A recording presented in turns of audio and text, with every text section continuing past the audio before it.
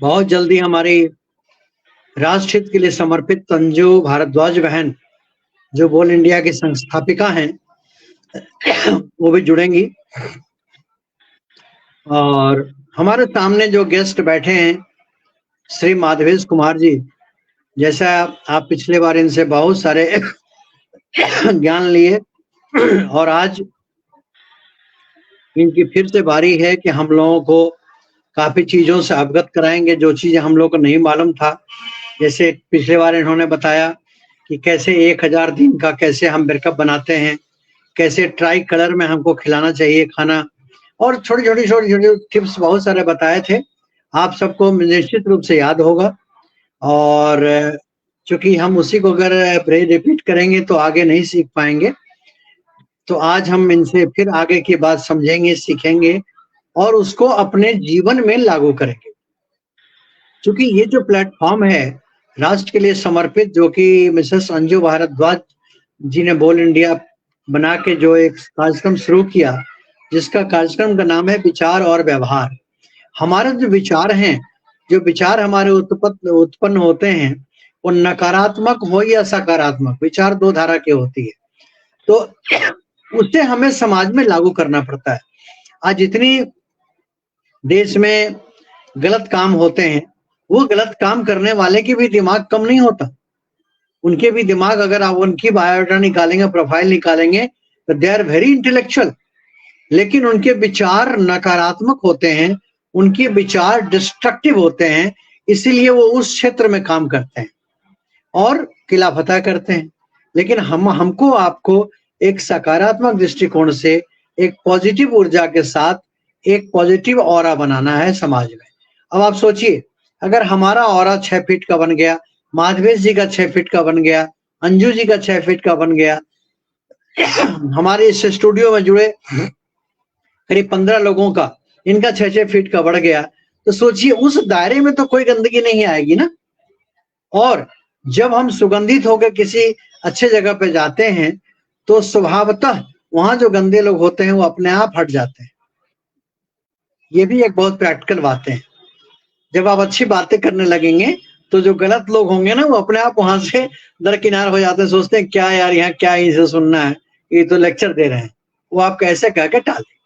आइए, तो आज फिर से जो माधवेश जी हमारे साथ, we are very lucky enough कि आज इनको फिर से हम सेकेंड पार्ट में बुलाए हैं। और जैसा मैंने पिछले बार कहा था दर्शकों कि इनका मैंने नामकरण जो किया है चाइल्ड हेल्थ एक्सपर्ट, बाकी वो मदर केयर में भी आ जाता है बातें। इन सबको मद्देनजर हम आज इनसे समझेंगे। और जी माधवेश जी, आपका हार्दिक स्वागत है हमारे इस प्लेटफॉर्म पे। जी बहुत बहुत धन्यवाद। वंदे मातरम।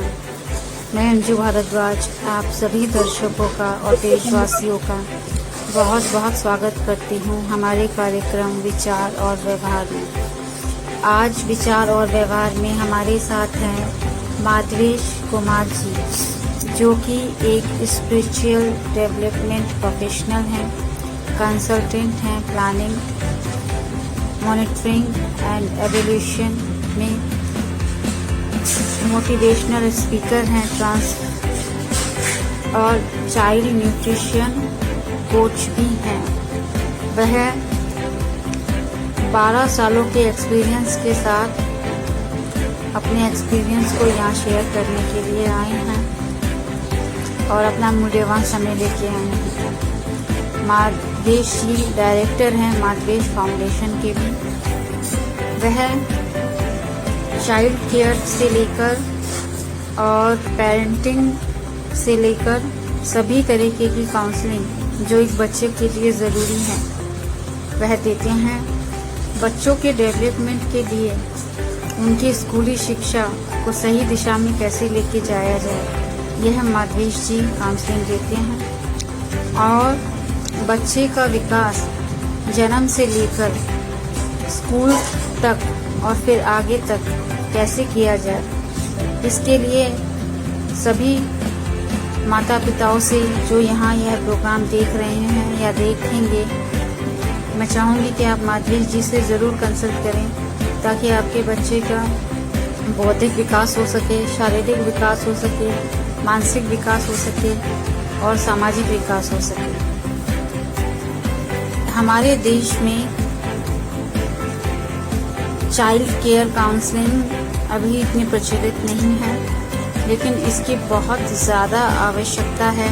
मैं समझती हूँ कि बच्चों को सही दिशा दी जाए। सही पेरेंटिंग से बच्चों का भविष्य एक बहुत सही दिशा में ले जाया जा सकता है, क्योंकि बच्चे किसी भी देश की संपत्ति होते हैं, धरोहर होते हैं। उन्हीं में से चल के आगे जाके हमारे देश में बच्चे अनेक अनेक पदों पर और अनेक अनेक विभागों में अनेक अनेक अलग अलग जगह पे कार्य करते हैं।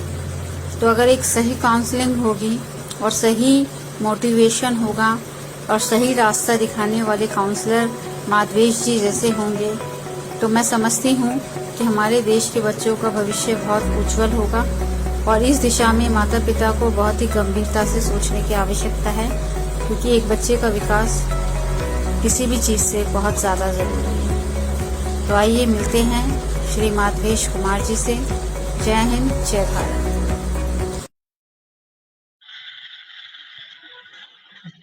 तो अभी आपने देखा माधवेश जी, एक छोटा सा परिचय हमने आपको दिखाने का प्रयास किया, और आप तो किसी परिचय के मोहताज नहीं हैं, और ना ही हम इस कम समय में इतना दिखा सकते, जितना ही हम दिखा पाए आपके लिए। और बाकी हम सब दर्शकों से यही आग्रह करेंगे कि आप स्टूडियो के थ्रू या मेरे थ्रू आप जरूर माधवेश जी से कांटेक्ट करें। और जिस दिन से डे 1 से एक लेडी कंसीव करती है, उस दिन से एक 10-12 साल तक के जो बच्चे चाइल्डहुड होता है, वहां तक के लिए आप आराम से इनसे सजेशन ले सकते हैं कि स्टेप टू स्टेप हमें किस तरह से कैसे हैंडल करना है। तो माधवेश जी, अब मैं सेशन आपको दूं, उससे पहले मैं ये जानना चाहूंगा कि थोड़ा सा एक चीज को और आज एक मेरे ख्याल से टच करिएगा कि जो बदलते हार्मोन बच्चों के, छोटे में भी जब कंसीव करते हैं वहीं से बच्चा का प्रक्रिया स्टार्ट हो जाता है। वहां से लेके 8 साल 10 साल तक के बच्चों का जो स्लोली हार्मोनल चेंज होता है, उस समय जो बिहेवियरल चेंज होता है, काफी बिहेवियर चेंज होते हैं। कभी एरोगेंसी भी होती है, कभी सॉफ्टनेस भी होता है, कभी बहुत सारे फैक्टर्स रहते हैं, यू नो बेटर। तो थोड़ा आज उस एंगल को भी आप टच करिएगा, और हम कहेंगे कि आप शुरुआत आप वहां से करें कि माधवेश फाउंडेशन क्या है। अच्छा, धन्यवाद वंस अगेन आप सभी को और हमारे दर्शकों को भी कि आप हमें सुन पा रहे हैं। मेरा ये सौभाग्य है कि यहाँ पे आप लोगों के बीच में मैं आ पाया हूँ। और माधवेश फाउंडेशन, जो थोड़ा सा उससे पहले हम बैकग्राउंड थोड़ा जानना चाहेंगे। जो मेरा जॉब का जो मेरा करियर है, 2011 में मेरा शुरुआत हुआ था मेरा जॉब पहली बार, जून में 2011 में। तो मैं प्रधान एक ऑर्गेनाइजेशन है नेशनल लेवल का, जो कि लाइवलीहुड के ऊपर मुख्यतः काम करता है, आजीविका के ऊपर में। तो मेरा करियर वहां शुरू हुआ था। और उसके बाद जब मैं 2-3 साल जब मैं काम किया, तो एक अलग एक प्रोजेक्ट आया था, आइकिया फाउंडेशन, एक बहुत बड़ी ऑर्गेनाइजेशन है जो कि डेवलपमेंटल वर्क के लिए काम करती है। तो वहां पर क्या था कि डेवलपमेंट के डिफरेंट आयाम को लेकर उन्होंने बातचीत करने की कोशिश की थी, अर्थात हेल्थ को लेकर के, एजुकेशन को लेकर के, और लाइवलीहुड तो हमारा पहले से ही था, जेंडर को लेकर के। तो इन सारी चीजों पे हमारा एक रुझान थोड़ा वहां पे स्टार्ट हुआ था। और 2017 में जो है, जब मेरा सेकेंड जॉब मैंने जो चेंज किया और मैं department of women and child development, महिला एवं बाल विकास विभाग हमारा झारखंड सरकार में है, जब मैं वहां ज्वाइन किया 2017 में, तो मुझे एक शिफ्ट एक बोल सकते हैं। जो पहले जो मेरा एक ओपन था कि डिफरेंट एरिया में काम कर रहे थे, यहाँ पे एक नैरो वो एरिया हुआ, और हम मुख्य रूप से चाइल्ड को लेकर के स्पेशली, या मैटरनल एंड चाइल्ड न्यूट्रिशन को लेकर के वर्क करना शुरू किए। हालांकि तब भी 2-3 साल तक उतना फोकस नहीं कर पा रहे थे कि एग्जैक्टली क्या करें, मतलब अलग से, क्योंकि एक लिमिटेशन होता है हमारा एक गवर्नमेंट स्ट्रक्चर में। कभी कभी हम कुछ चाह के भी कभी कभी नहीं कर पाते हैं, एक दायरा होता है वहां पर। तो जब थोड़ा सा मैं और 2-3 साल जब मैं बिताया 2017 से 2020 तक, तो धीरे धीरे मुझे लगा कि नहीं, ये जो पोर्शन है बच्चों का जो लाइफ का 0 to 6 ईयर, या यूं कहें प्रेगनेंसी टू 6 ईयर, जो हमारा जिसमें हम वर्क करते हैं आज के टाइम में, ये सच में बड़ा क्रूशियल है। कई लोग मानते हैं कि जो महिलाएं हैं वो हमारे कमजोर हैं, दिक्कत है, ऑफ कोर्स वो भी हैं, सही बात है, डेवलपमेंटल विचारधारा में उनका, लेकिन मैं मानने लगा कि नहीं, इनसे भी क्रिटिकल सिचुएशन अगर किसी का है तो वो बच्चे का है, क्योंकि बच्चा तो बोल नहीं पा रहा है कि मेरा ये दिक्कत है, ये मेरा ये समस्या है, हम इस चीज को फील कर रहे हैं, तो उसका तो वो कैपेसिटी भी नहीं है। अगर महिला को हो सकता है हम बोलेंगे तो हो सकता है 2 बार डांटेंगे पीटेंगे, हो सकता है तो तीसरी बार रिएक्ट कर देगा, लेकिन बच्चा शायद वो उस तरह से रिएक्ट नहीं कर पाएगा। तो इसलिए बच्चों के लिए मुझे काम करना है। और एक और जो मेरा शिफ्ट हुआ था 2000 लास्ट में बोलूँ, अगर 2022 में युग है, तो मतलब एक डिजिटल मार्केटिंग के एक हमारे मेंटोर हैं, संदीप भंसाली उनका नाम है। तो उनका मैं जब डिजिटल मार्केटिंग को जब मैं ज्वाइन किया तो एक कोर्स था उनका, एक 5000 रुपीज का, तो मैं ज्वाइन किया, तब मेरे दिमाग में और नहीं था कि क्या करें, फिर लेकिन लगा कि नहीं, एक अगर हम बच्चों को लेकर के जो मेरा थॉट चल रहा है उसको हम थोड़ा, उनके जब बातचीत में जब मैं गया तो उनका एक कहना था, एक अच्छा बात था कि जब आपका विजन बड़ा होगा, जब आपका मिशन बड़ा होगा, तो आप उसके पीछे लगातार कंसिस्टेंटली काम करते रहेंगे, तो आपको लगेगा कि हाँ ये कर रहे हैं कर रहे हैं कर रहे हैं। तो जब उस चीज को मैं रिलेट किया और अपने जो काम हमारे जो है, फॉर एग्जाम्पल झारखंड की बात कर रहे हैं, तो हमारे झारखंड में लगभग 44-45 लाख बच्चे हमारे झारखंड में हैं, और NFHS जो नेशनल फैमिली हेल्थ सर्वे का जो आंकड़ा कहता है कि हमारा लगभग मतलब 40% बच्चा जो हमारा है, जो कुपोषण का जो पैमाना है मल न्यूट्रिशन का, वो या तो स्टंटिंग बोल लें या अंडरवेट बोल लें, या तो मोटा मोटी लगभग 40% के लगभग में बच्चा, अगर 100 में समझिए 40 बच्चा ऐसा है, या हम ये समझे हमारे घर में अगर 3 बच्चा है तो हम इस एंगल से देखें कि मेरा 3 बच्चे में एक बच्चा कहीं ना कहीं कुपोषण हो सकता है। ये एक गंभीर समस्या है। अगर हमारे घर में 3 बच्चे हैं तो हमें देखना पड़ेगा कि कहीं उस 3 में से कोई एक बच्चा कुपोषित तो नहीं है। तो ये जो थॉट था मेरे लगा कि नहीं, तो इसके लिए हम क्या करें, तो चूंकि मेरे पास एक लिमिटेशन था गवर्नमेंट स्ट्रक्चर में कि हम बहुत कुछ नहीं कर सकते थे, तो मुझे लगा कि मेरा एक अपना मिशन होना चाहिए। जी माधवेश ऑफ कोर्स माधवेश अकेला तो नहीं कर पाएगा, बट एक थॉट तो बना पा रहा है कि हाँ, अगर हम 10 लाख बच्चे को भी मदद कर पाए, उनके पेरेंट्स को, कि उनका चाइल्ड का अच्छा ग्रोथ हो, चाहे वो उनका फिजिकल ग्रोथ हो, चाहे उसका मेंटल ग्रोथ हो, चाहे उसका स्पिरिचुअल ग्रोथ हो। तो आप देखेंगे मैंने स्पिरिचुअल लिखा है, क्योंकि स्पिरिचुअलिटी से भी मेरी इंटरेक्शन काफी रही है और मैं उस चीज में भी जुड़ा हुआ हूँ, स्पिरिचुअलिटी से, मेडिटेशन से, और आप खुद जुड़े हुए हैं तो इस चीजों इन चीजों से, तो वो लगा कि नहीं, इसके लिए मुझे कुछ अलग से सेटअप करना होगा। और इसके लिए इसी क्रम में ये मेरा डेवलपमेंट जो माधवेश फाउंडेशन होकर के एक जनरेट हुआ 2022 में 18 नवंबर को। इसका रजिस्ट्रेशन मैंने करवाया मिनिस्ट्री ऑफ कॉर्पोरेट अफेयर्स से as a non profit organisation के तौर पे, ताकि मैं अपने मिशन को इसके माध्यम से एक दिशा दे सकूं। तो ये मेन कोर था जहां से मेरा ये डेवलपमेंटल माधवेश फाउंडेशन का एक तरह से जो जन्म हुआ। बहुत अच्छा, और आई विश कि वो 10 लाख की संख्या जल्दी से जल्दी पूरा हो जाए। और 10 लाख ही क्यों, अभी हमारे देश में कितना एग्जैक्ट फिगर है किस एज का, वो तो मेरे पास नहीं है, आपके पास बेहतर से होगा। तो क्यों ना हम सब मिलके एक 0 लेवल से स्टार्ट करते हैं, एक वहां से स्टार्ट करते हैं जहां से कंसीविंग पॉइंट होती है, वहां से लेके एक एज बार लेते हैं, और हम सब मिलके आपके साथ हैं, माधवेश फाउंडेशन के साथ बोल इंडिया है, माधवेश फाउंडेशन के साथ ब्राइट थॉट मिशन ट्रस्ट है। यहाँ जरूरत है एक दूसरे को समझने की, एक दूसरे से मिलकर काम करने की। तो आज आप हमारे दर्शकों को अभी आप कौन सी टॉपिक बताने वाले हैं? चूंकि हम लोग लास्ट टाइम में जो बात किए थे वो मुख्य रूप से प्रेगनेंसी का था, और चूंकि ये वीक जो चल रहा था वो आज मतलब कल लास्ट डे है, वर्ल्ड ब्रेस्ट फीडिंग वीक, तो हम लोग ने थोड़ा फोकस किया था उस चीज पे। और ये एक अच्छा भी है कि एटलीस्ट जिस कारण से कई बच्चों का जो लाइफ है वो बच पाता है, कई माता जी की भी लाइफ बच पाते हैं। परंतु इस कारण से क्या होता है कि ब्रेस्ट फीडिंग में इस इवेंट से, इस ऐसे डिलीवरी के माध्यम से ब्रेस्ट फीडिंग में गैप सा कभी कभी आ जाता है, जो कि जो बच्चे की माँ है वो जो हम जो बोलते हैं जो जन्म के 1 घंटे के अंदर कोलेस्ट्रॉल को पिलाना, क्योंकि जो बच्चा का वो सबसे महत्वपूर्ण टीका होता है, एक तरह से बोल सकते हैं, वो सबसे महत्वपूर्ण इम्यून सिस्टम का एक सिस्टम है, वो कभी कभी छूट जाता है विभिन्न सर्कमस्टांसेस की वजह से। तो हमारा कर्तव्य है as a development worker, as a society के एक्टिव वर्कर, हम इस चीज गैप्स को मिनिमाइज करने के लिए हम लोगों को सेंसिटाइज करें डिफरेंट लेवल पे।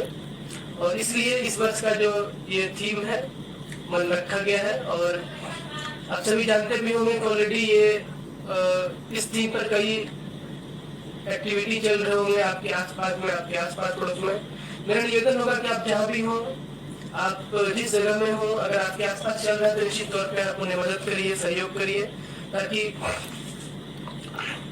हम समाज में इसके प्रति लोगों को सेंसिटाइज कर सके और हमारा जो है ब्रेस्ट फीडिंग का जो लेवल है वो बढ़ सके।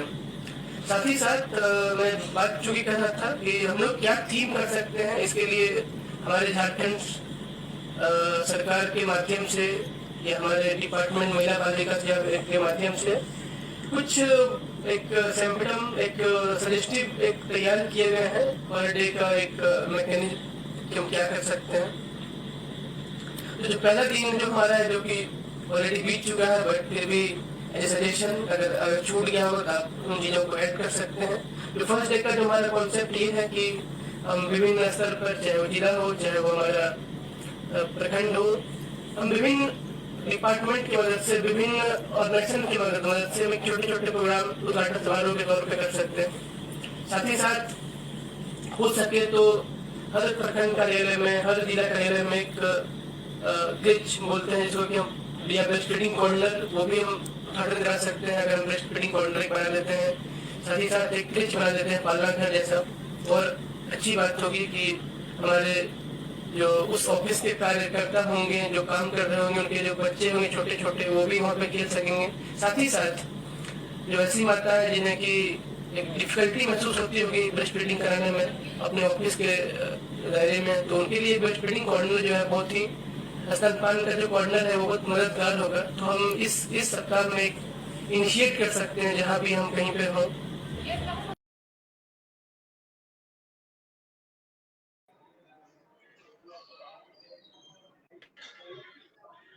बहुत बहुत धन्यवाद।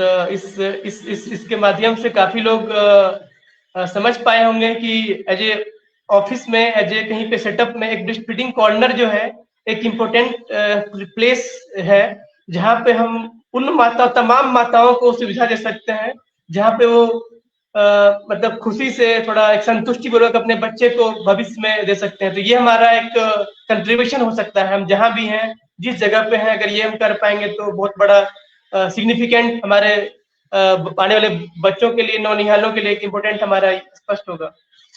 तो वहां पे हम लोग ऑलरेडी बात किए थे लास्ट टाइम में। तो दूसरा जो प्लेस है, उसके बाद तो समझ ही रहे हैं आप लोग भी कि जो शुरुआत के बाद, कोलोस्ट्रम के बाद जो 6 महीना है वो एक्सक्लूसिव ब्रेस्ट फीडिंग की जो बात करते हैं, केवल और केवल दूध की पिलाने की बात करते हैं। तब तक क्या होता है कि बच्चा एक हद तक उस चीज में, सिम्टम में अपने आप को ढाल लेता है और वो ग्रो करता है।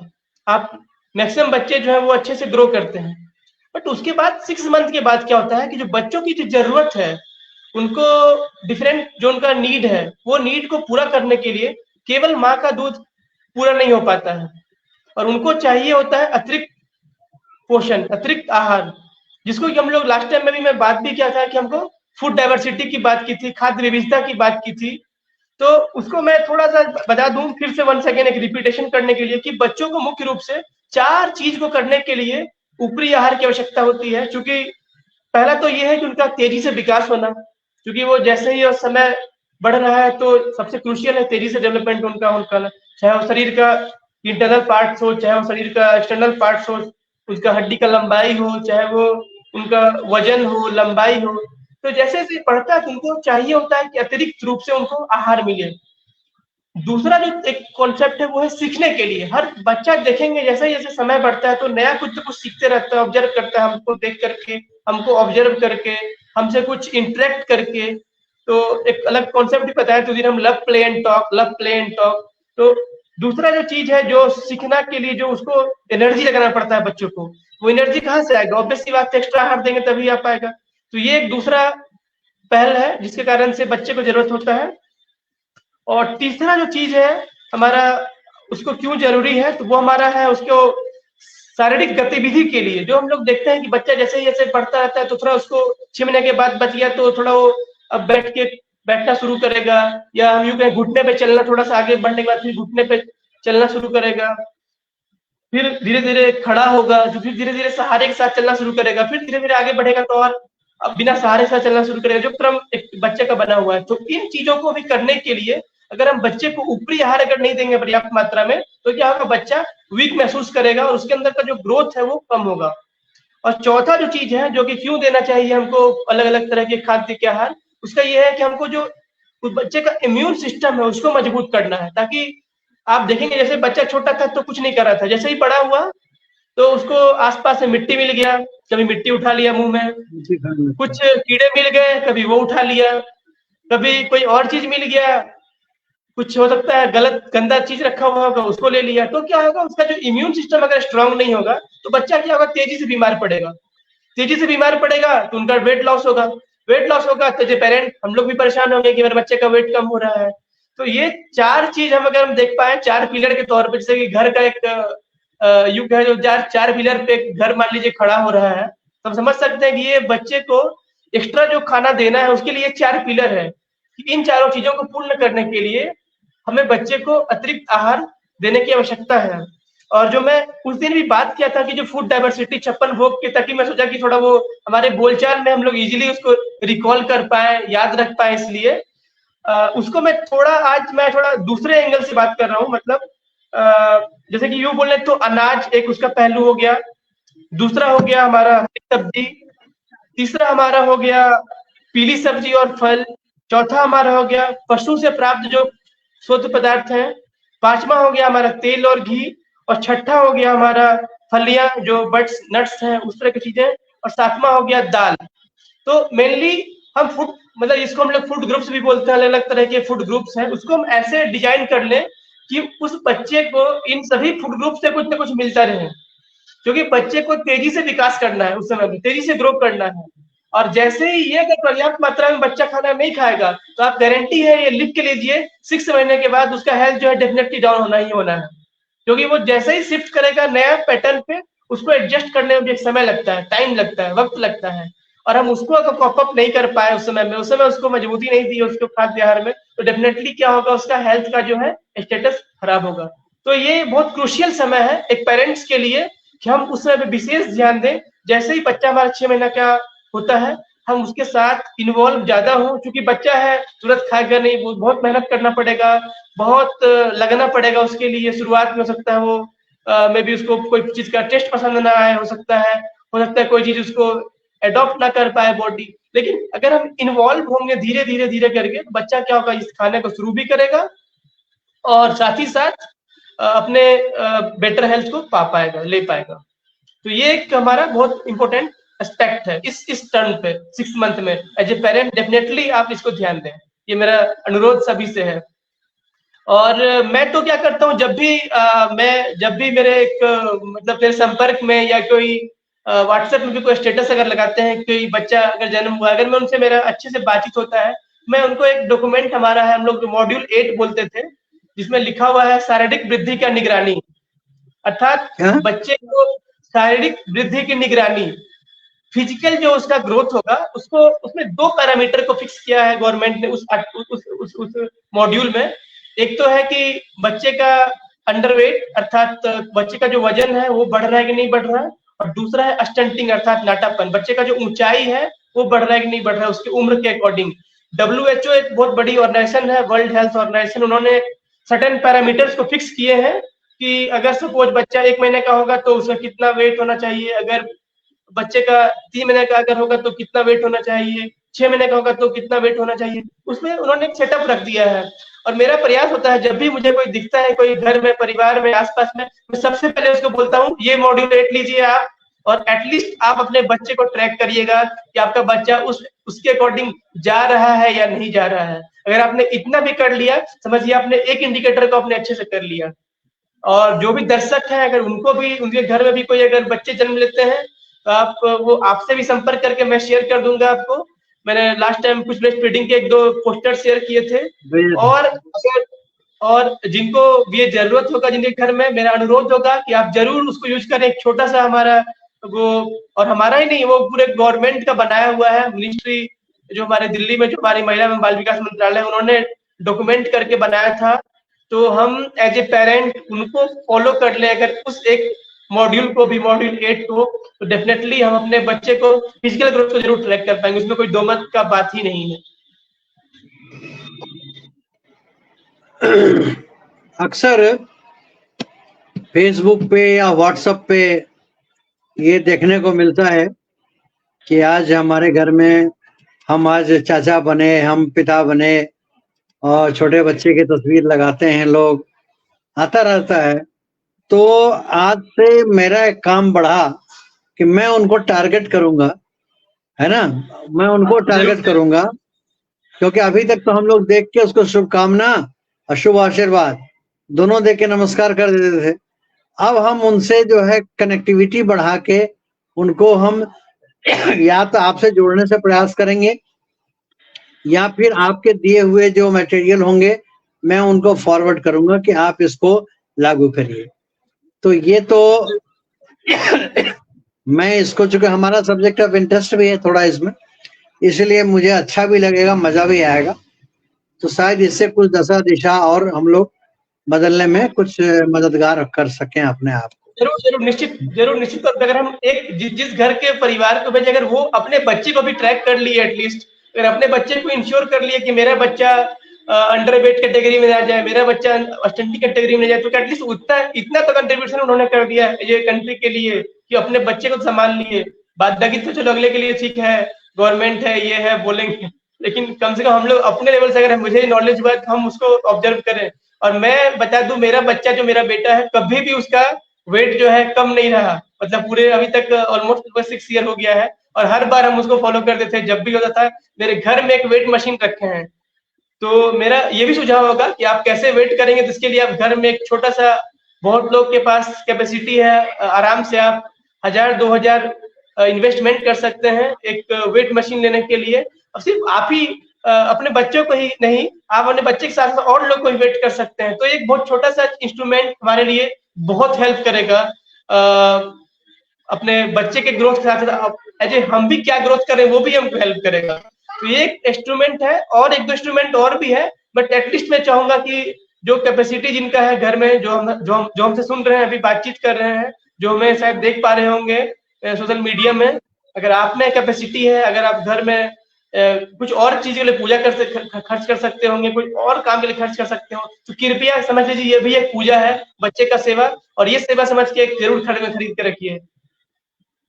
ये मैं फेसबुक पे और सोशल साइट पे मैंने मिनट कर लिया है, लिख लिया है मैंने अपने वर्क टू डू में, कि मैं ये भी अनाउंस करने वाला हूँ कि हर आदमी अपने अपने घर में एक वेट मशीन लीजिए, और आप हमें इसमें एक हेल्प करिए, जो गवर्नमेंट की रूलिंग है उसके अनुसार। ऐसे तो ज्ञान बांटने के लिए बहुत ज्ञान है, लेकिन I just want to go for the authenticity. तो क्योंकि फेसबुक पे जब हम कुछ लिखते हैं या पढ़ते हैं या कुछ वीडियो भेजते हैं, तो एक ईश्वर की कृपा, असीम कृपा है कि मेरी जो व्यक्तित्व अभी निखर के वहां आई है, वो ये निखर के आई है कि अगर सर ने लिखा है, इट मीन्स ये लिखे हैं तो इसका कोई माने होगा। हम यूं ही कुछ नहीं लिख देते, आप भी पढ़ते होंगे हमारा राइटअप, तो ऐसा नहीं है कि हम सीधे उठाए और कॉपी पेस्ट कर दिया, ऐसा नहीं। हम उससे बहुत दिमाग लगाते हैं, एक एक राइटअप लिखने में 3 दिन लग जाता है। लेकिन पर्दे के पीछे तो मुझे एक्सपोज नहीं करना है कि मैं कैसे करता हूँ। आप बना बनाया फूड खाइए। तो मैं आपसे चाहूंगा कि आप हमें एक चार्ट दें जिसमें कि 0 से लेके एक एज, मैक्सिमम एज तक, जहां तक आप दे सकते हैं, कि बच्चे के अलावा भी एडल्ट में भी, कि अगर हो आपके पास, कि किस उम्र में कितना, किस एज में कितना वेट एक्चुअल होना चाहिए, है ना। और अगर होता है तो थोड़ा अलार्मिंग हो जाए, लोग अलर्ट हो जाए। तो इसके लिए मैंने मिनट कर लिया है। वही मॉड्यूल 8 जो गवर्नमेंट ऑफ इंडिया का है वो डॉक्यूमेंट, और सभी देश में लगभग 14 लाख आंगनवाड़ी केंद्र हैं आज के समय में हमारे देश में, और लगभग 8 करोड़ बच्चे हैं जो कि आंगनवाड़ी सेंटर में इनरोल्ड हैं, वहां पे नामांकित हैं। जो मेरा जो गवर्नमेंट साइड से जो मेरा काम है जहाँ पे हम वर्क करते हैं, और इवन झारखंड में एक एग्जाम्पल तौर में यहाँ पे करीब 30 लाख बच्चा हमारा रजिस्टर्ड है, जो कि हमारे पास इनका डेटाबेस हमारे पास पूरा है। तो उन बच्चों के लिए भी जो है हम लोग उसी को फॉलो करते हैं, क्योंकि वो गवर्नमेंट का इंस्टीट्यूशन है, दिया हुआ उनका डॉक्यूमेंट है। इसलिए मैं बोला कि मॉड्यूल 8 एटलीस्ट तो मैं जरूर शेयर करूंगा आपको, ताकि जो भी आप उनको उस पेज को भी कट करके डाल सकते हैं फेसबुक में, ताकि एटलीस्ट वो बहुत आसान भी है। और एक 2 इंडिकेटर उसमें दिए हुए हैं फर्स्ट टाइम में, जो कि हमारा स्टंटिंग का है अर्थात नाटापन का है, और दूसरा हमारा जो अंडरवेट का है। तो ये बहुत ही इम्पोर्टेंट होगा किसी के लिए भी, मतलब घर में ट्रैक करने के लिए। जरूर मैं शेयर करूंगा ताकि लोगों की भलाई हो सके निश्चित तौर पर। हाँ, आप शेयर करिएगा इसको, निश्चित रूप से हम इसको लेंगे। अच्छा, दूसरी बात क्या होता है कि सोशल साइट में यूजुअली क्या होता है कि लोग स्क्रॉल करने में ज्यादा विश्वास रखते हैं। ठहर के पढ़ना जो है लोगों को, मैंने पिछले बार भी आपको शायद कहा था कि या तो मैं किसी का यूट्यूब खोलता नहीं हूँ, खोलता हूँ तो कोशिश रहती है बहुत, अगर लंबा ना हो 8-10 मिनट का हो तो मैं पूरा सुन लूं, चाहे वो गीत का हो चाहे कोई टॉपिक का हो, क्योंकि हमने तो आगे वो क्या बोलने वाला है। अच्छा, आप देखेंगे अब माधवेश जी, बहुत लोगों की आदत होती है कि जब आप बात करेंगे ना तो आपने मुंह खोला कि नहीं कि वो टपक से आपको बीच में मैंने अपने बात शुरू कर दी, है ना। आपको कहना कुछ और है, लेकिन वो क्या करते हैं, बीच में घुसेड़ दिया अपनी बात।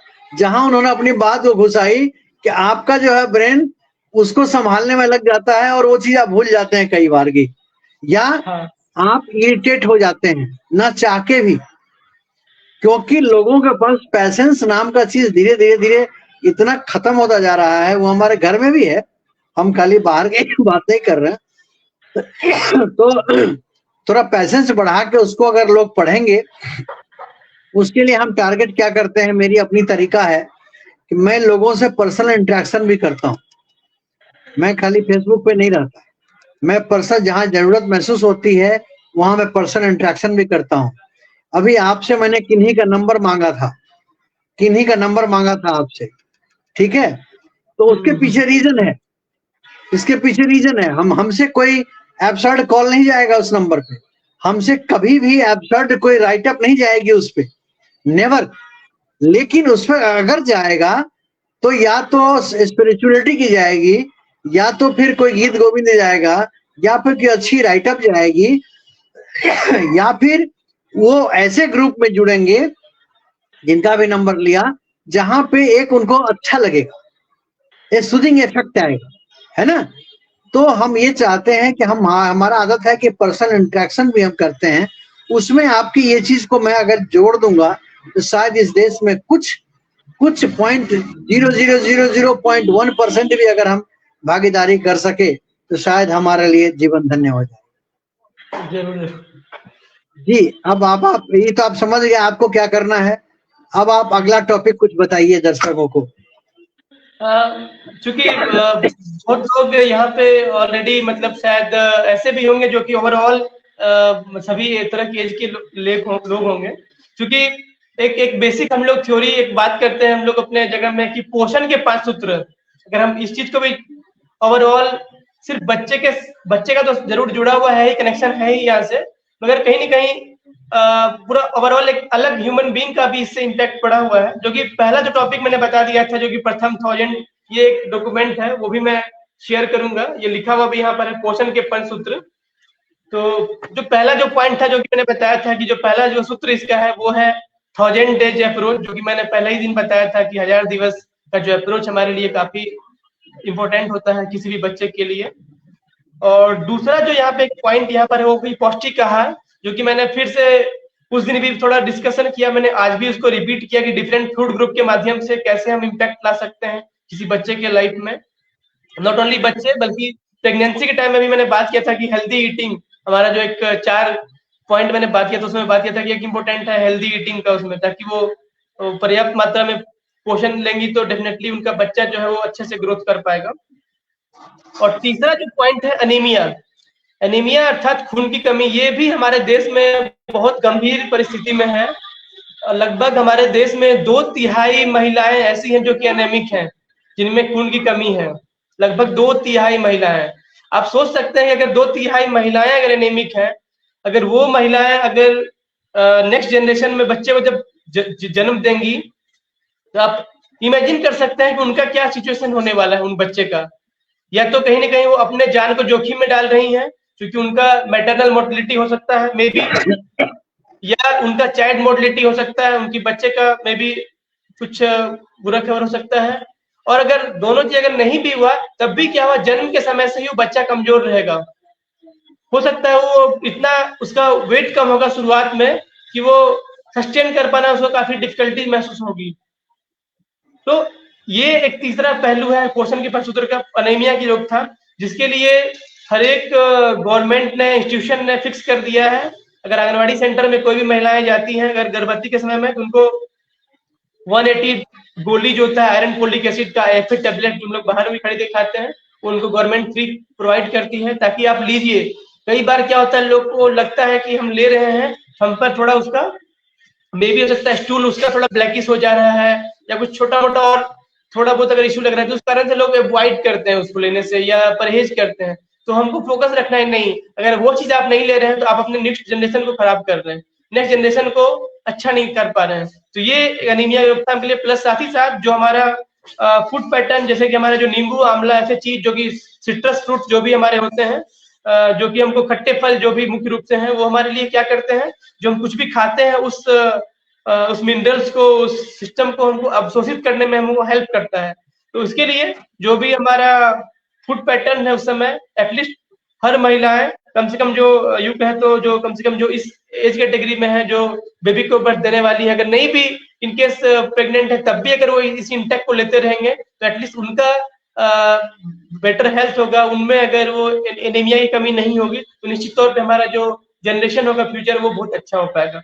ये तीसरा पॉइंट है। साथ ही साथ इसमें बच्चों के लिए भी है, IFS सीरप का प्रोविजन किया गया है बच्चों के लिए, जो 2 बार उनको 1 मिलीलीटर का सिरप दिया गया है। IFS सिरप एक मिलता है जो कि गवर्नमेंट उसको प्रोवाइड करती है हर बच्चे के लिए। अगर नहीं मिल रहा है, एटलीस्ट आप एफोर्ड कर सकते हैं तो एटलीस्ट आप खुद से दीजिए, तो ताकि आपके बच्चे भी जो है वो भी आपका आयरन को कमी से दूर ना हो, क्योंकि आप समझ रहे हैं कि चूंकि पहले के जो सिनेरियो है वो बेटर नहीं है। साथ ही साथ ये चीज जब बच्चा बड़ा होता है, इवन लड़कियों जो आप बोल रहे हैं कि जो 5 से 9 वर्ष की जो बच्ची है, उनके लिए भी पिंक टेबलेट करके आता है, ताकि वो बच्चियां भी ले सके, ताकि वो बचपन से थोड़ा उनमें ये हो। इवन स्कूल गोइंग वाले जो उनको बच्चे को भी दिया जाता है, विक्स अलग एक अलग स्कीम भी उसके लिए गवर्नमेंट चला रही है। तो और साथ ही साथ एक डिवार्मिंग, जो हम लोग बोलते हैं कृमिनाशक। कई बार क्या होता है, हमारे पेट में जो कृमि होती है, छोटे छोटे कीड़े जो होते हैं, वो क्या करते हैं कि हमारे ग्रोथ को रोकते हैं, हमारे बच्चे की ग्रोथ को रोकते हैं। तो गवर्नमेंट का भी प्रोविजन है कि साल में 2 बार कम से कम उसको डिवार्मिंग टेबलेट्स दिए जाते हैं, एल्बेंडाजोल की जो गोली दी जाती है। तो उनको अगर हम ले लेंगे तो एटलीस्ट जो महिलाएं हैं वो भी एनीमिया से भी बचेंगी, और साथ ही साथ भविष्य में बच्चे को स्वस्थ और मजबूत जन्म देंगी। ये तीसरा हमारा पहलू है जो कि इम्पोर्टेंट है। चौथा एक चीज है डायरिया। डायरिया एक ऐसा चीज है जो कि बहुत जल्दी बच्चे को वेट को बहुत ज्यादा डिक्लाइन करता है। डायरिया जैसे ही मतलब पेट वैसे ही कुछ हो गया, खास करके बरसात के समय में, जहाँ हम लोग अच्छे से अगर साफ सफाई नहीं कर पाते हैं, और अगर कुछ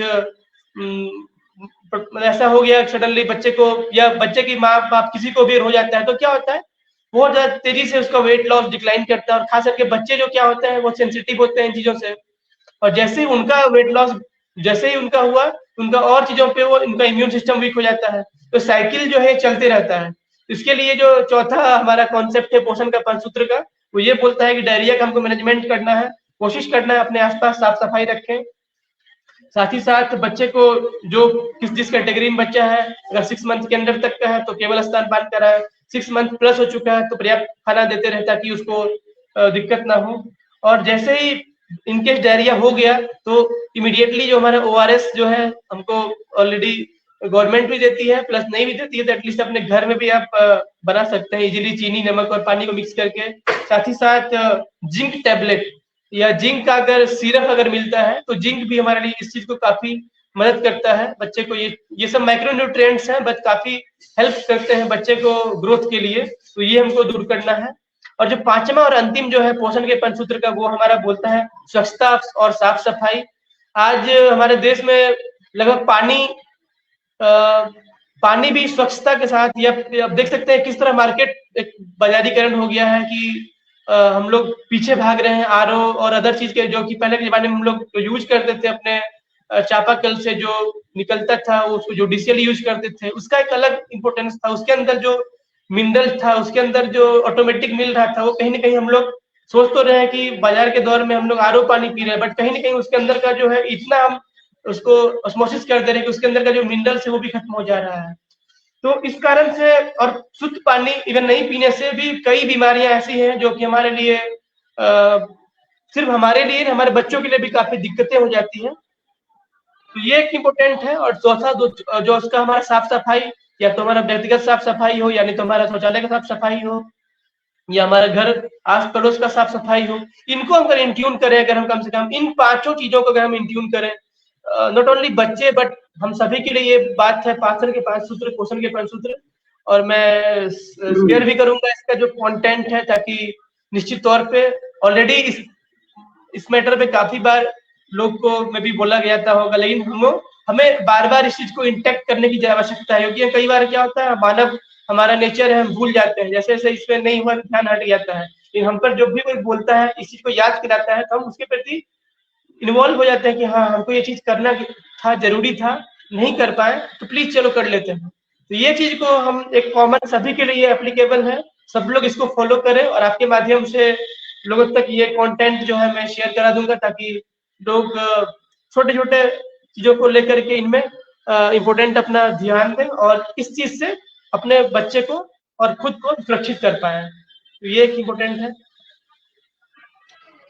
बहुत बढ़िया। अभी मेरे जहन में एक बात आ रही थी कि छोटे छोटे बच्चे में हम देखते हैं, मुश्किल से मैं 2 साल 3 साल बच्चे की बात कर रहा हूँ, छोटे छोटे बच्चों को मैंने देखा है कि चश्मा लग जा रहा है।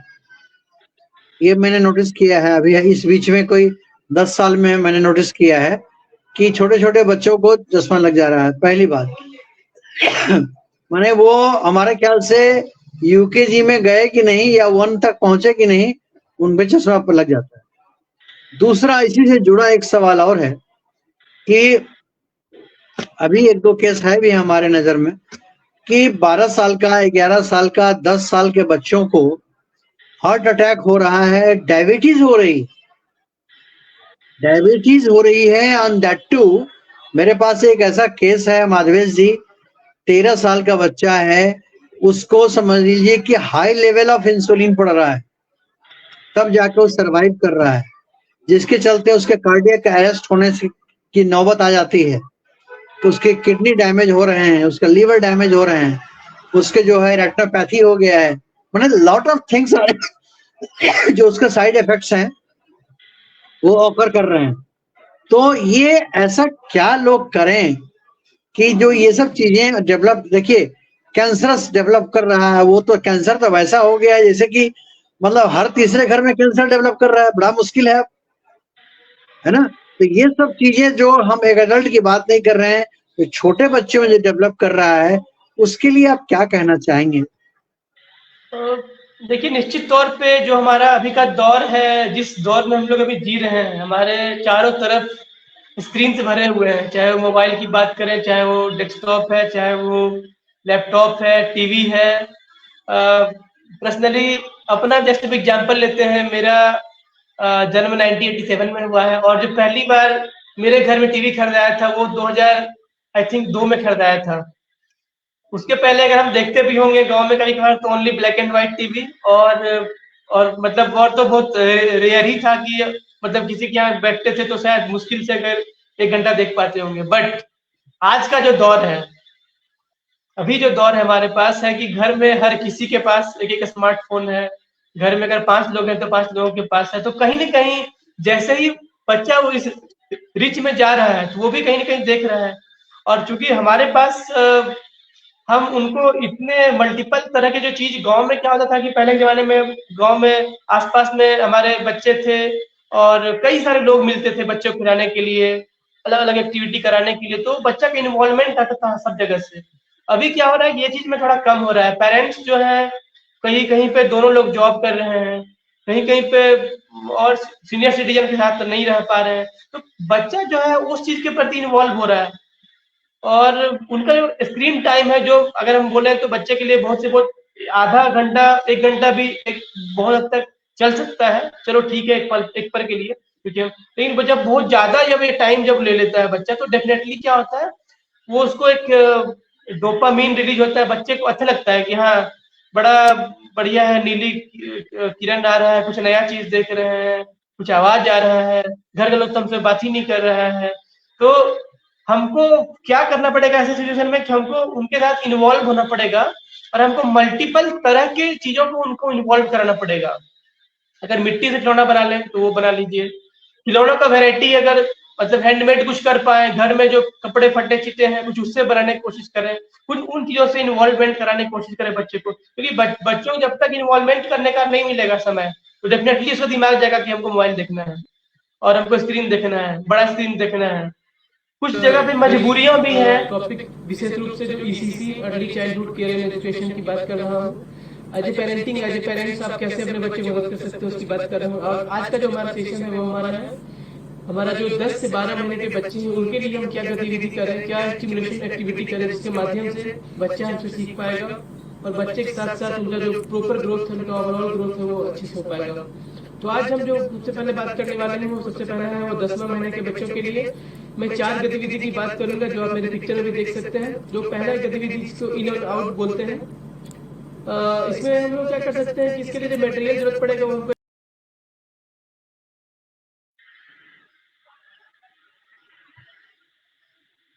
जी। हाँ, तो मैं बोला था कि बस वैसे ही जितने भी वैरायटी हम लेके आएंगे ये करेंगे। दूसरा एक चीज है कि हमारे घर में जो हम लगातार बच्चे को बोलते रहते हैं सब, तो कहीं ना कहीं उसके माइंड में सबकॉन्शियस माइंड में हो जाता है। कई बार हम बच्चे को बोलते रहते हैं तुम तो कमजोर हो, तुम तो कुछ सुनता ही नहीं है, तुम तो रिस्पेक्ट ही नहीं करता है कुछ, तो कहीं ना कहीं हम उसके बच्चे के माइंड में ये सब कॉन्शियसली सेट हो जाता है कि हाँ हम इस चीज को, या तुम तो बहुत वीक हो, तुम तो बहुत कमजोर, लगातार हम बार बार बोल रहे हैं, तो बच्चा को भी लगता है सच में हम तो कमजोरी हैं, बार बार गिर रहा है, आप फटाक से बोल दीजिएगा हाँ तुम तो गिर ही जाता है अपने आप, तुमको तो कोई मतलब तुम तो संभाल ही नहीं पा रहे हो अपने आप को। तो इन ऐसे वर्ड्स को हमको उपयोग करने से बचना चाहिए। हमें ऑलवेज इंस्पिरेशन वाले मोड में रखना है बच्चे को। और तो स्क्रीन के लिए तो हम एक लिमिट फिक्स कर सकते हैं कि हाँ एक बच्चे को सर्टेन टाइम दे दें, मान लेते हैं उसको एक कमिटमेंट कर दें कि हाँ चलो 1 घंटा देंगे, या इस तरह से थोड़ा समझा करके उसको कि क्यों जाना चाहता है, क्या रीजन है। और वो भी देखना पड़ेगा कि जो 1 घंटे देंगे भी तो उसमें ऐसा चीज करवाएं जिससे उसका भी प्रॉपर कुछ ना कुछ ग्रोथ हो, कुछ राइम्स सीख ले या कुछ नया चीज, कुछ पक्षी के बारे में जान ले, कुछ इस तरह का एक्सपीरियंस कर ले। और इधर जो है जो बीमारी को संदर्भ में जो बात की, तो ये एक सबकॉन्शियसली हम देखते हैं कई बार, मतलब कि कहीं ना कहीं हम बच्चे को इन्वॉल्व कर देते हैं गलत थॉट लेकर के, तो वो थॉट को अगर वो अडॉप्ट कर लेता है तुम तो नालायक हो, ये हमारा स्टेटमेंट जो हमारा है, इन चीजों को हमको बचना चाहिए, हमको अवॉइड करना चाहिए ऐसे स्टेटमेंट से, ताकि हम जैसे ही उनके माइंड में पॉजिटिव चीज देंगे तो उनका माइंड भी पॉजिटिव चीज को ग्रैस्प करेगा, और पॉजिटिव चीज ग्रैस्प करेगा तो कहीं ना कहीं हम ग्रेटिट्यूड में भी जी पाएंगे लाइफ में, और हम ग्रेटिट्यूड में जिएंगे तो डेफिनेटली हम अच्छे कर भी पाएंगे और खुद को भी हैप्पीनेस रख पाएंगे। या छोटे बच्चों को ही एक्सरसाइज छोटा छोटा जो है, या जब कई बार जैसे मेरा बच्चा डर जाता है तो उसको बोलते हैं मेडिटेशन करो, और उसको हम दे देते हैं कभी कान में सुनने के लिए थोड़ा सा ये लगा करके कुछ देर के लिए मेडिटेशन में, थोड़ा कोई जो मुझे अच्छा लगता है जो मैं भी करते रहता हूँ कभी कभी, तो क्या होता है देखते हैं कभी कभी हाँ उसको सोते सोते वो नींद आ गया। अब क्या होगा कि उसके माइंड में अगर इनकेस कुछ वर्ड चल रहा होगा, वो अच्छा चीज जा रहा होगा, उसको रिलैक्स कर रहा होगा, उसके माइंड को, उसके थॉट्स को बेटर कर रहा होगा। और मैं कोशिश करते रहता हूँ जब भी मेरी बेटी आती है तो तुम बोलो Kuku, I am champion, I am best, I am the best, I am the best, I am champion, I am awesome, I am awesome, I am awesome, तो मैं अद्भुत हूँ, मतलब कुछ भी इस तरह का जो टर्म है अगर हम बोलते रहेंगे उनको, तो मुझे लगता है कि जरूर उनका बचपन से एक पॉजिटिव माइंड ऑफ थॉट रहेगा। और मतलब बहुत ज्यादा हमको प्रोटेक्टिव भी नहीं बनना है बच्चों के लिए, और बहुत ज्यादा क्या बोलते हैं उसको छोड़ना भी नहीं ओपन, मतलब ऐसा बीच का एक तैयार करना पड़ेगा और उसको एक वे शो करना पड़ेगा ताकि इन चीजों को बेटर कर पाए। और मेरे वीडियो जो चला रहे थे तो वो मेरा अलग अलग वीडियो बना हुआ भी है, कई एक्टिविटीज में दिए गए हैं। जो नवचेतना डॉक्यूमेंट का ये पार्ट है जो मैं लास्ट टाइम भी डिस्कस किया था, इसमें हर एक एज वाले कैटेगरी के लिए बच्चे के लिए, हर एक एज वाले कैटेगरी के लिए अलग अलग ऑप्शन दिए गए हैं कि आप इन खेल के माध्यम से, कई खेल ऐसे हैं जिसमें आपको शायद बहुत अधिक खर्च करने की आवश्यकता नहीं पड़ेगी, में भी बहुत मिनिमल खर्च होगा, तो जो सब लोग एफर्ट कर सकते हैं। तो वैसे चीज को हमको इन्वॉल्व करना है ताकि हमारा बच्चा जो है मल्टीपल चीजों को सीख पाए, ऑब्जर्व कर पाए, तो डेफिनेटली उसका ब्रेन भी ग्रोथ अच्छा होगा। जी समय भी अब हम बहुत नजदीक आ रहे हैं, 10 मिनट बच गया है करीब। एक चीज जो बहुत अहम है जहां तक मैं समझता हूं अपने छोटे से ज्ञान के अनुसार से, कि जो एजुकेशन सिस्टम हमारे इंडिया का है, ये मेरी अपनी दिमागी उपज है, क्षमा करिएगा अगर हम गलत बोल रहे हो तो। जो अपनी इंडिया की जो एजुकेशन सिस्टम है हमको याद है जब हम लोग की पढ़ाई होती थी, ऐसे तो एक कहावत है कि जो पीछे से पढ़ के आता कहता है कि हम ही बहुत तीर मारे हैं तुम बेकार हो, लेकिन सवाल यहाँ वो नहीं है। मैं दूसरी चीज कहना चाहता हूँ, हम लोग समय में सब्जेक्टिव ज्यादा था, हम लोग को पढ़ना पड़ता था, हम लोग को उस पर बहुत दिमाग लगाना पड़ता था, लिखनी पड़ती थी, बहुत सारी चीजें थी। ठीक है, हम डेवलपमेंट से इनकार नहीं करते हैं, डेवलपमेंट होना चाहिए लेकिन एक सिलेबस ऐसा हो गवर्नमेंट का, जो बहुत फॉरेन में बहुत जगह है कि 7 साल 8 साल तक सुनते हैं, मुझे नहीं मालूम है, कि मोरल एजुकेशन पे उनका फोकस होता है इनिशियली। तो क्या हम अपने एजुकेशन सिस्टम के मॉडल को ये गवर्नमेंट ऑफ इंडिया से भी हम इनडायरेक्टली कहना चाहेंगे इस चैनल के माध्यम से, कि क्या कोई ऐसी मॉडल ना बनाया जाए जिसमें कि जाति, पात, क्रीड, किस एजेंसी के हमको बुक खरीदना है, कहाँ हमें कमीशन ज्यादा मिलना है, इन सब से ऊपर उठ के, क्योंकि मैं एजुकेशन सेक्टर में रहा हूँ, मुझे उसकी सारी बारीकियां पता है कि बड़े बड़े बिल्डिंग कैसे बन जाते हैं रातों रात। आई नो वेरी वेल, बहुत अच्छी तरह पता है। तो उन सब से थोड़ा सा ऊपर उठ के ह्यूमैनिटी के इंटरेस्ट के लिए क्या उसमें कुछ मॉडल चेंज होना चाहिए आपके अनुसार से?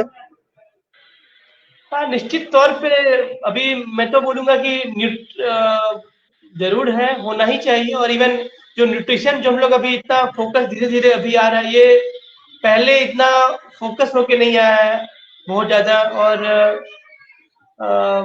ऐसे तो बाल नीति में जो 1974 में जो पहली बाल नीति बनी थी गवर्नमेंट ऑफ इंडिया के द्वारा, उसके बाद फिर ICDS का भी जन्म भी जो हुआ था, जो आंगनवाड़ी के अंदर जो हम लोग बात करते हैं, जहाँ पे कि बच्चा सब कुछ सीख पाता है, समझ पाता है, तो उसको 1975 में बनेगा। फिर बहुत सारा मॉडिफिकेशन हुआ है अलग अलग समय में, वो एक अलग सब्जेक्ट ही है बोल सकते हैं।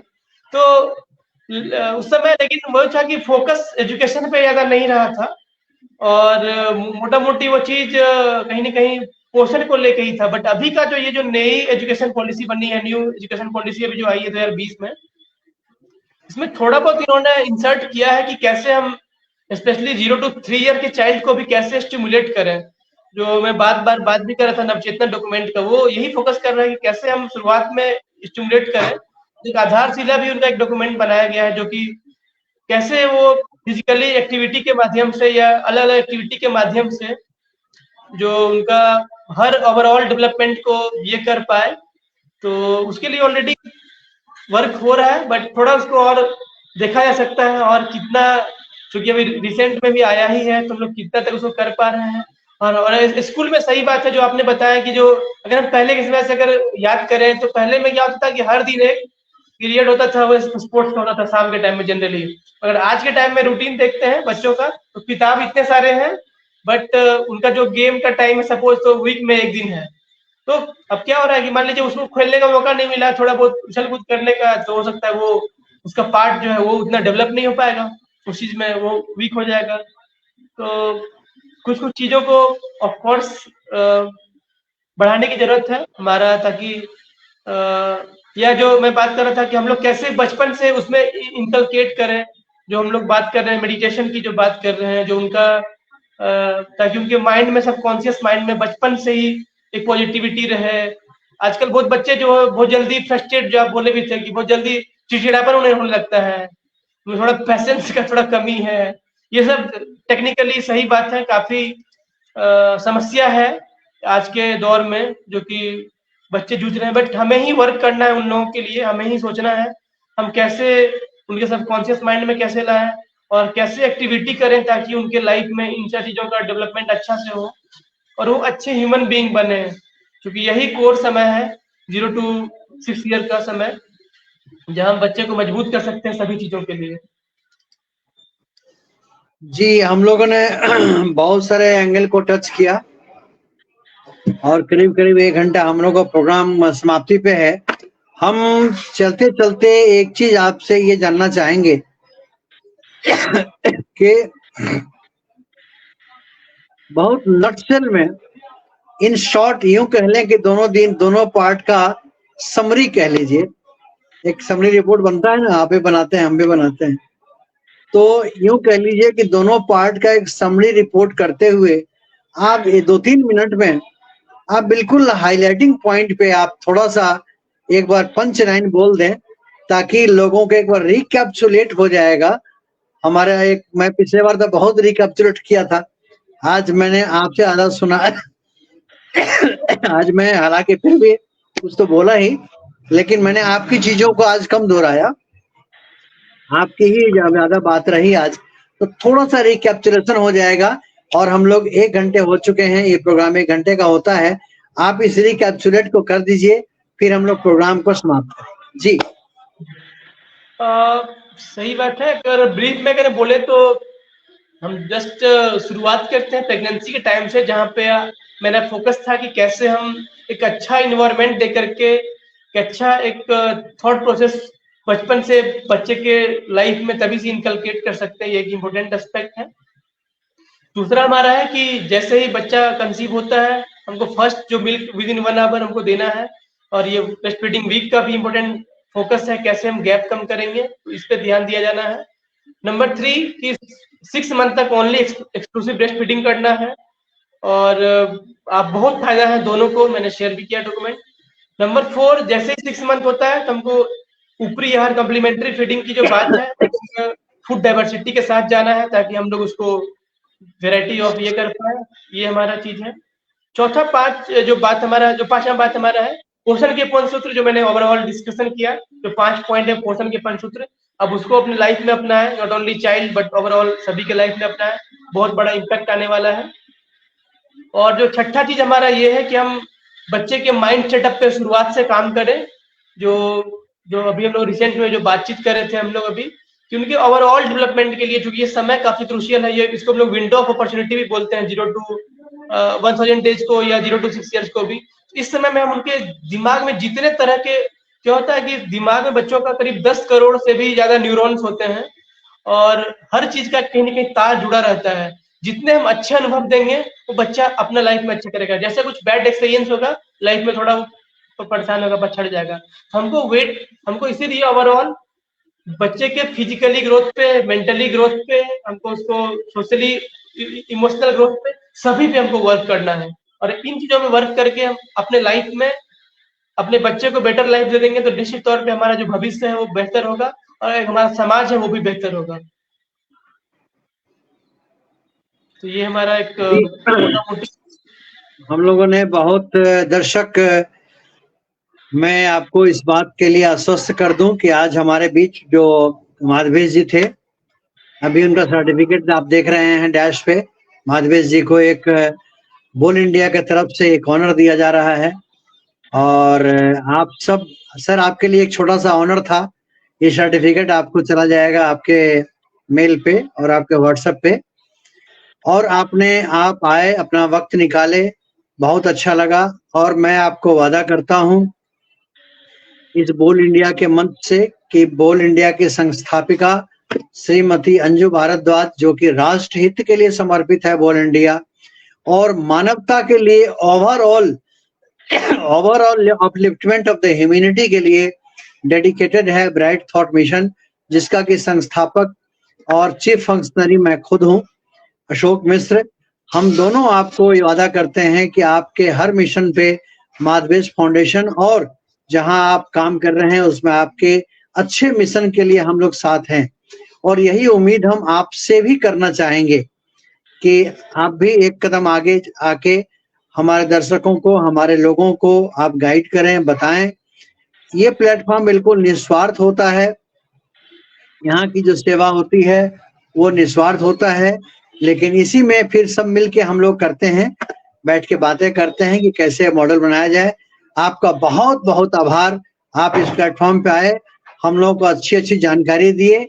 और दर्शक, मैं आपको बता दूं कि द डे जब आप कंसीव करती हैं वहां से लेके एक 10 साल तक के लिए जो हमारे सामने एक्सपर्ट बैठे हैं, माफ कीजिएगा मैं किन्हीं का कमेंट नहीं ले सका, क्योंकि जो कमेंट दिख रहा है उसको लेने में काफी बातें नहीं हो पाती और स्क्रॉलिंग हो जा रहा है, डायरेक्ट कमेंट हमारे पे नहीं आ रहा है, इसलिए मैं क्षमा प्रार्थी हूँ। लेकिन आप सबके कमेंट का जवाब हम सब देंगे। बहुत बहुत आभार आपका, बहुत बहुत धन्यवाद। धन्यवाद।